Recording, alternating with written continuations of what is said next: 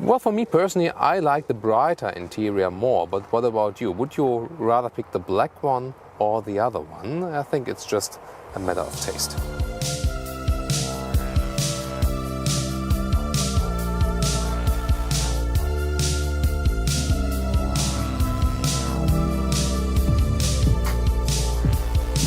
That's volume at 14. Let's get some volume.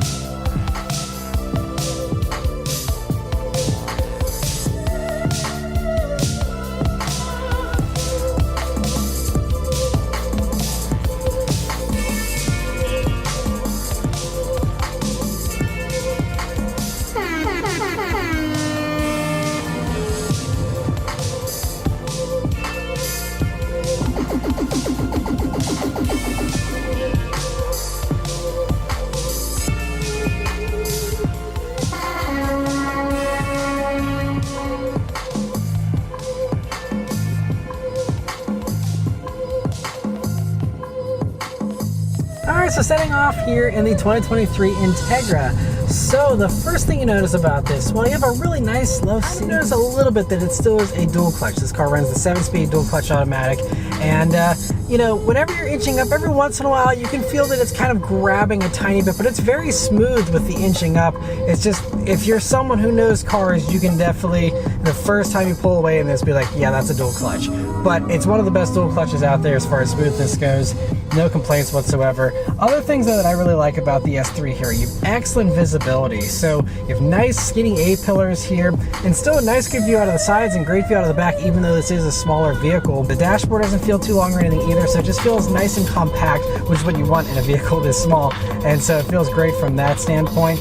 Other things here, nice and aggressive throttle response, even here in just the normal auto standard mode. Just a little tip into the gas and you get some nice forward movement, and you do get a good amount of brake action here right as soon as you lean on the brakes, but it's not a ton of bite, and I wish there was a little bit more feel to them. I mean, they still feel pretty strong, and this one having the Sport package, that also gives you slightly upgraded brakes over the regular S3, so they're plenty strong. It's just that, you know, I wish there was a little more feeling there, but I'll continue to test that here during my week of driving. But other things here that I really like, so you have a nice and natural feeling steering weight. It's, at least here in the normal mode, it's not trying to be, you know, overly aggressive or anything, but you can of course change all that with the different drive modes, and there's also an individual mode, so if you want to custom tailor the engine response, the steering, you know, all those types of things, you can dial all that in along with the adaptive damper settings as well, so you can have that stiffer or softer. This one also does have that sport suspension as part of that S Sport package as well. Yeah, and you know, just cruising around here, you know, 2,000, 2,500 RPMs. 220 kilometers an hour. Wow. So that was something. Lane change here, high speed at 200 kilometers an hour. Let's go back again. Wow. So flawless, so smooth. Amazing. And this all-wheel drive is putting that power on the ground also so evenly. So what a harsh acceleration on the one hand, but how smooth on the other hand. I'm already feeling like being on Nürburgring Nordschleife here, and I mean, driving 200 kilometers an hour with this car feels like nothing. Now, hard on brakes from 200 to 100. Let's get back to the music. It wasn't even so hard on the brakes, but so precise, so good in the control. And at any time you can release this RS mode here directly on the steering wheel. Don't have to do anything in the menu. Going a little bit calmer, setting the cruise control, setting the driver assist, and yeah, let's relax here on the motorway, no problem.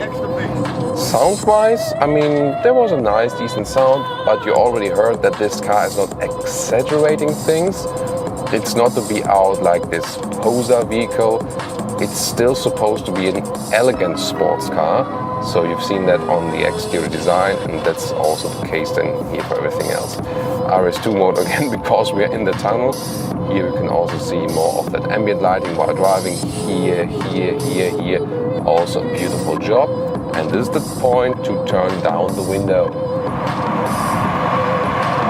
Shifting down with the pedals here.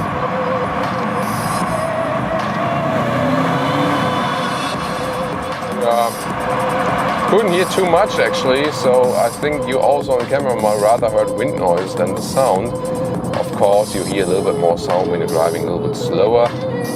But yet again, you know, especially here in Europe where we have the particle filters for the petrol engines, the sound has been reduced. Although this is the optional sports exhaust already. You know, standard sport exhaust and then the optional sports exhaust. But let's turn down onto this back road here and see how it does.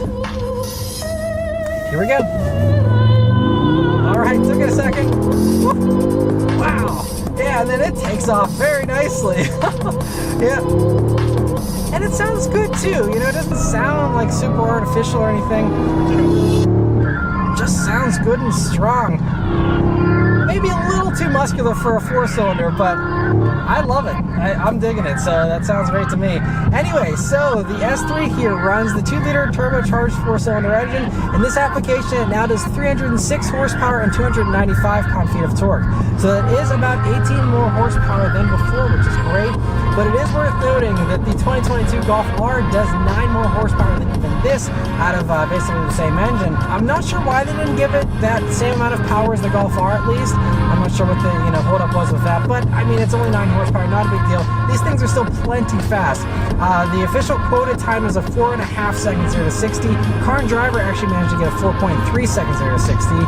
So I mean, still plenty fast, and that's partially thanks to the wonders of this dual clutch automatic, which really maximizes everything. So this car is way quicker in a straight line than it honestly should feel for as much power as it has. And we can go ahead and start using the paddle shifters here. See how it does in manual mode.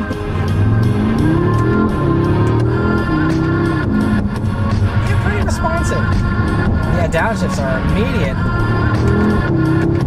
Upshifts are really right there. I mean, it is right towards the top of the pack as far as the shift speeds here. Yes. Oh, there's a little crackle and burble out of the exhaust in the back that I heard there for a split second. Oh, now that's a really loud one. Did you hear that? That's hilarious. What time is it? Won't do it in first, but it did do it in second there. Oh, I'm excited to see if there's some more of that, because that is definitely louder than the Golf R that I just tested not too long ago. Another acceleration manual mode.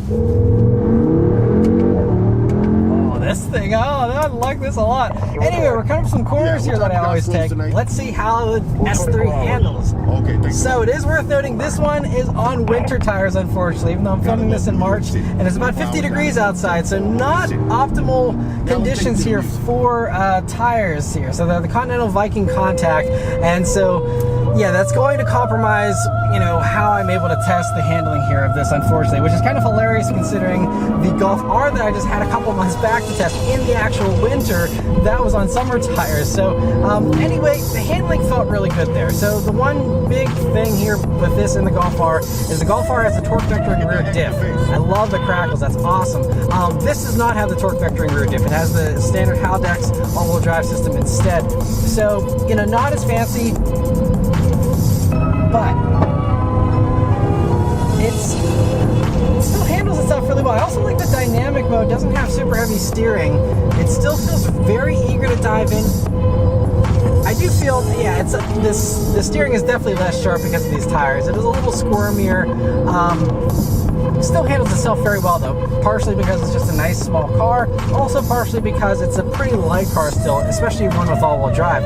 I mean, these only weigh just under 3,600 pounds. I think it's like 3,573 is what Car and Driver got, and Audi themselves actually quote something around, I think, 3,531 for the curb weight. So nice and, pretty light, all things considered. And I'm going to do an actual launch here, try and do one.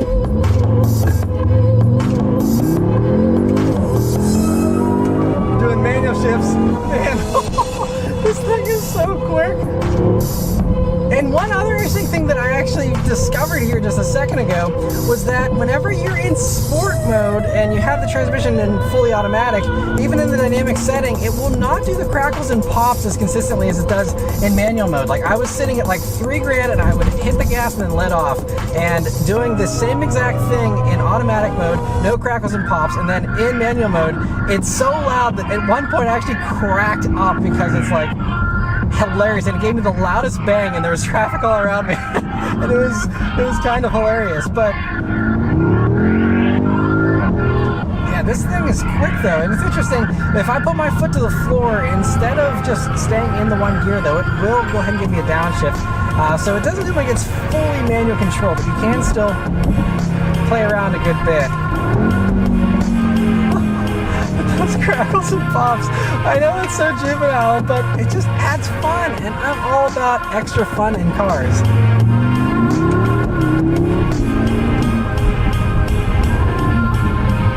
Yeah, this thing, it sounds really good. Honestly, it sounds better than the Golf R in my opinion. And man, yeah, I love this dual clutch too. I had the manual in the Golf R that I reviewed, but yeah, I'm a big fan of this dual clutch. It feels fantastic, and especially with how good the manual shifts are. Every car I've ever owned has been a manual, but I would not miss the manual one bit. I think that this dual clutch is fantastic. But another acceleration here. Yeah, this thing, even on snow tires though, it feels plenty dynamic to me. Yet again, it gives you enough resistance that it doesn't feel unnatural.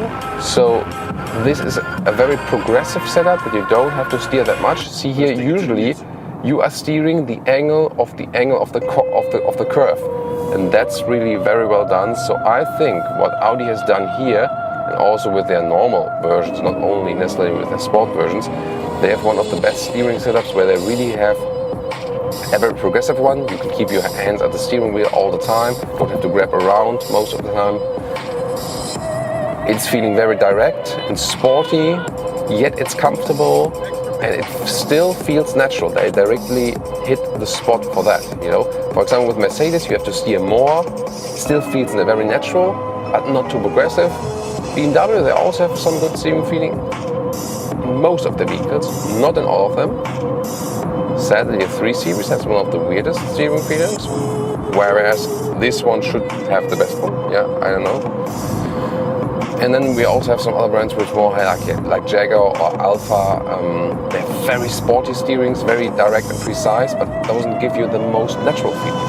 Yeah, so it really depends on. Now we are already at a little higher speed. Let's go back to the RS mode again. And so we are at about 80 kilometers an hour. And then there's the famous sign here on the German motorways where it says, "You can floor it out, babe." And let's go to 80. Let's go.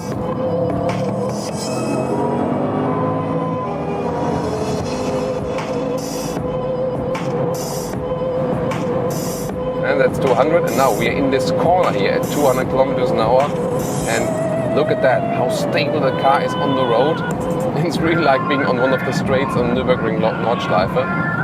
And this, you know, the air suspension is stiffening a little bit up at higher speeds. It's also lowering itself. I also see it here. I'm in a lower position with the air suspension, ultimately done in the RS mode both, and also when you're driving a little bit faster. Let's check the speed here now. No one's turning up.